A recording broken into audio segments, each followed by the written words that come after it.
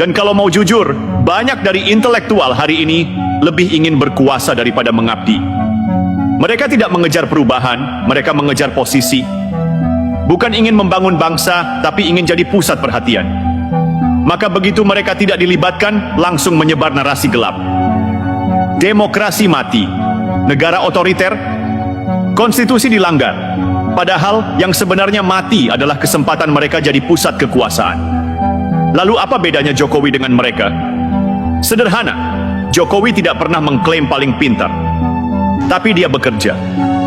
Dia tidak punya gelar profesor, tapi dia dipercaya. Dia tidak punya jejaring akademik kuat, tapi dia punya jaringan rakyat yang loyal. Dan itu yang tidak bisa dipalsukan oleh siapapun, kepercayaan. Jadi mari kita ingatkan, cerdas itu baik, tapi bijaksana itu jauh lebih langka. Gelar boleh tinggi, tapi jika hatinya dipenuhi benci, maka ilmunya tak berguna. Demokrasi tidak tunduk pada ego siapapun, termasuk mereka yang merasa paling tahu segalanya. Karena pada akhirnya, takdir politik bukan ditentukan oleh argumen di seminar, tapi oleh kerja nyata yang dirasakan rakyat. Dan sejarah selalu berpihak pada mereka yang membumi, bukan yang sibuk mencari langit, tapi lupa tanah tempat berpijak. Karena ini bukan soal suka atau tidak suka. Ini soal bagaimana kepalsuan intelektual dijadikan senjata politik.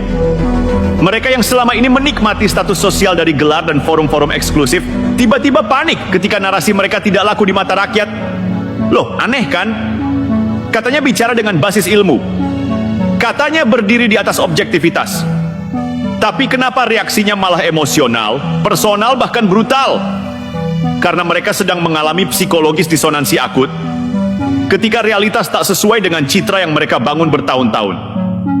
Mereka merasa paling tahu cara memimpin negara, padahal memimpin RT saja belum pernah. Mereka merasa tahu cara bangun ekonomi nasional, padahal mengelola koperasi saja belum tentu becus.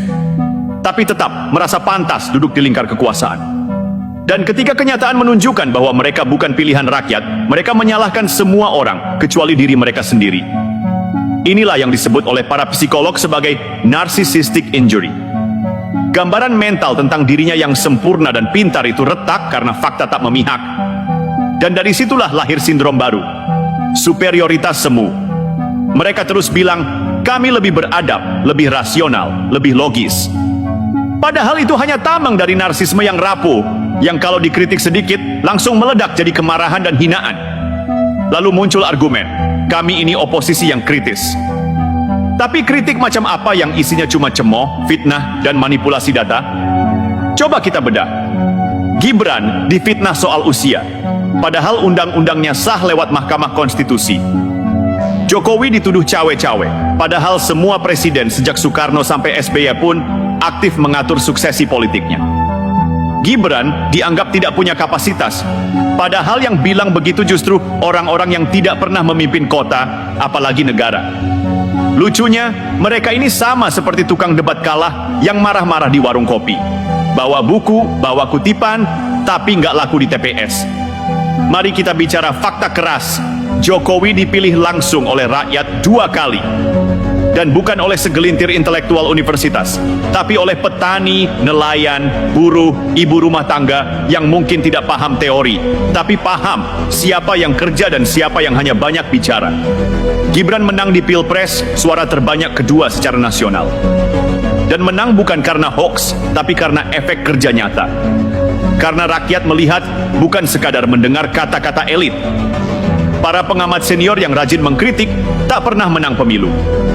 Bahkan untuk jadi ketua RW pun, mereka bukan pilihan. Kenapa? Karena kerja tak terlihat. Ego terlalu kentara. Sekarang mari kita buka ironi yang paling memalukan. Mereka yang menyebut diri oposisi rasional ternyata paling alergi pada logika publik. Kenapa?